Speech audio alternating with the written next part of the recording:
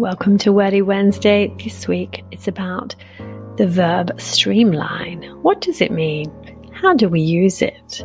Well, basically we're going to look at the business definition, and it's about improving the effectiveness of an organization or activity. We make activities more simpler and more efficient. So we often talk about reducing costs, simplifying procedures, decreasing the number of people involved in something. So let's look at some examples. The company plans to implement new technology to streamline the billing and documentation process.